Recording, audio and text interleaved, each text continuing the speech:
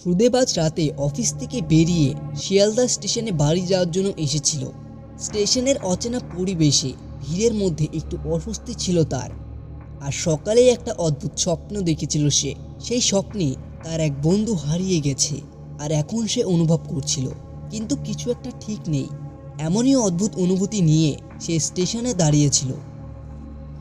প্ল্যাটফর্মে অনেকেই ছিল, কেউ হাতে ফোন ঘাঁটছিল, আবার কেউ কানে হেডফোন দিয়ে গান শুনছিল, আবার কেউ কেউ হঠাৎ তাকিয়ে দেখছিল শুভেন্দুর দিকে। কিন্তু কিছু সময়ের মধ্যে স্টেশনটা একদমই শূন্য হয়ে গেল। ঘড়ির দিকে শুভেন্দু তাকালো, তখন প্রায় রাত 12টা বাজে। আর কিছুক্ষণ পরেই শিয়ালদা লোকাল ট্রেন আসবে। ট্রেনের অপেক্ষায় কিছুটা সময় কাটাতে মন দিয়ে দাঁড়িয়ে থাকলো সে। তবে আজ তার মাথার মধ্যে অদ্ভুতই চাপ ছিল। শিয়ালদা লোকাল ট্রেন রাত ঠিক 12টা 15 নাগাদ স্টেশনে এসে থামল। শুভেন্দু ট্রেনের দরজা খুলে ভিতরে উঠল। জানলা দিয়ে তাকিয়ে বাইরে ভেসে আসা ঠান্ডা বাতাস তার গাকে ছমছম করে দিচ্ছিল। একদিকে প্ল্যাটফর্মের শেষ প্রান্তে, অন্যদিকে ট্রেনের রেল লাইনের সব কিছু যেন তার অজান্তে তার চারপাশে ঘিরে ফেলছে। শিয়ালদা লোকাল ট্রেনটি চলতে শুরু করলো। শুভেন্দু বেশ কয়েক মিনিট ট্রেনে বসেই ছিল। তার চারপাশে কয়েকজন যাত্রীও ছিল, তারা নিঃশব্দে চুপচাপ বসেছিল। শুভেন্দু জানতো না যে তার সাথে কি হচ্ছে, তবে সে অনুভব করলো কিছু না কিছু একটা তার সাথে ভুল হয়ে যাচ্ছে। হঠাৎ এই ট্রেনটি এক জায়গায় এসে থামলো। সেই জায়গাটাতে কোনো প্ল্যাটফর্ম ছিল না, শুধু ছিল অন্ধকার। আশেপাশে কোনো মানুষ কিংবা আলো ছিল না। শুভেন্দু একটু অস্বাভাবিকভাবে ভয় পেয়ে নিজের সিটেই বসে রইল, কিন্তু বাইরের দিকে তাকিয়ে দেখল একটা দীর্ঘ এবং অন্ধকার রাস্তা দূরে চলে গেছে।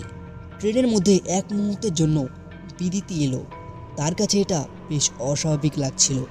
এমনকি কিছু সময়ের জন্য অনুভূতি হচ্ছিল যে এই ট্রেনটা কোথাও না কোথাও আটকে গেছে। শুভেন্দু তার সিটটা ছেড়ে উঠে দাঁড়ালো। বাইরের অন্ধকার আর বাতাসের ঠান্ডা ঝাপটায় সে সিঁড়ির দিকে এগোয়ে গেল। কিন্তু সে বাইরের দিকে দেখল যে একটা সাদা শাড়ি পরা মহিলা ট্রেনের সামনের দিকে দাঁড়িয়ে আছে। শুভেন্দু ভাবলো হয়তো এই ট্রেনেরই যাত্রী বাইরে এসে দাঁড়িয়ে রয়েছে, কিন্তু তার মুখটা স্পষ্ট দেখা যাচ্ছিল না, শুধু এক নিস্তব্ধ হাসি তার দিক থেকে আসছিল। শুভেন্দু কিছুই বুঝতে পারল না, কিন্তু তার মনে এক ধরনের তীব্র ভয় উঠে গিয়েছিল।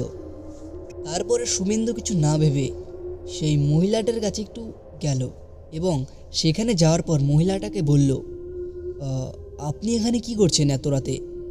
রাত অনেক হয়ে গেছে, অন্ধকার অনেক আছে, আপনি আপনার সিটে গিয়ে বসুন। কিন্তু সেই মহিলাটি শুভেন্দুর দিকে বলল, আমার জায়গায় এটা, আমি আর কোথায় যাব? শুভেন্দু কেমন যেন জমে গিয়েছিল। তাকে এক অদ্ভুত শক্তি যেন আটকে ধরে রেখেছিল। সে সেখান থেকে দৌড়ে যাবে, কিন্তু সেটাও সে করতে পারছিল না, কারণ একটা অদ্ভুত শক্তি তাকে ধরে রেখেছিল। সে নিজে থেকে কিছু করবে সেটাও করতে পারছিল না। মহিলাটা তাকে আবার বলল, তুমি ফিরে যাওয়ার সুযোগ আর পাবে না। শুভেন্দুর শরীর একেবারে অবশ হয়ে গেল। তার অনুভূতি অদ্ভুতভাবে বেঁধে ফেলল। সেই মহিলা যেন কোনো বাস্তবেই নয়, বরং অন্য কোনো দুনিয়া থেকে এসে হাজির হয়েছে। শুভেন্দু তার পকেট থেকে ফোন বের করে দেখতে চেষ্টা করলো, কিন্তু ফোনটি কাজ করছিল না। তারপর সেই মহিলাটি শুভেন্দুকে ভয় দেখিয়ে সেখান থেকে চলে গেল, কিন্তু সেই মহিলাটি শুভেন্দুকে কোনো ক্ষতি করেনি। কিন্তু শুভেন্দু সেখানেই ভয়ের মারে অজ্ঞান হয়ে যায়। পরের দিন সকালবেলা যখন শুভেন্দুর চোখ খুললে, তখন সে দেখে সে একটি হসপিটালে শুয়ে আছে। পুলিশেরা তাকে বলে যে আপনি একটি রেল ট্র্যাকের পাশেই পড়েছেন, আমরা তোমাকে সেখান থেকে এখানে নিয়ে এসেছি। পুলিশেরা শুভেন্দুকে বলল যে আপনার সাথে কি হয়েছে সেটা আমাদেরকে বলুন। শুভেন্দু কিছু না ভেবে ভয়ের মারে সব কিছু বলে দেয় পুলিশদেরকে। পুলিশেরা এই সব কথা শোনার পর শুভেন্দুকে বলল যে ওই জায়গাটাতে একটি মহিলা মারা গিয়েছিল। আর এইগুলো কথা শোনার পর শুভেন্দু অনেক ভয় পেয়ে যায়, তার শরীরটা আরও অনেক খারাপ হয়ে যায়। কিন্তু সেই মহিলাটি শুভেন্দুকে কি ছেড়ে দেবে সেটা কেউ বলতে পারবে না। বাই দ্য ওয়ে, আপনাদের গল্পটি কেমন লাগলো সেটি কমেন্ট করে জানান। আর চ্যানেলটিকে যারা এখনও সাবস্ক্রাইব করেনি সাবস্ক্রাইব করে রাখুন। আর ভিডিওটি কেমন লাগলো সেটি লাইকের মাধ্যমে জানিয়ে দিন। আর আপনারাও যদি চান যে ঘটনা কিংবা গল্প শেয়ার করতে চান, তাহলে স্ক্রিনে দেওয়া ইমেল নাম্বারে আমাকে গল্প কিংবা ঘটনা শেয়ার করুন।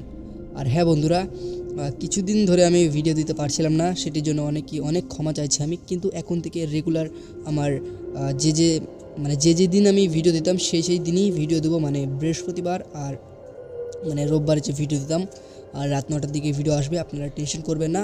তো আপনারা ভিডিও শুনুন, ভিডিও দেখুন আর গল্প শুনুন আপনাদের প্রিয় চ্যানেল ভৌতিক বাংলা। ধন্যবাদ বন্ধুরা।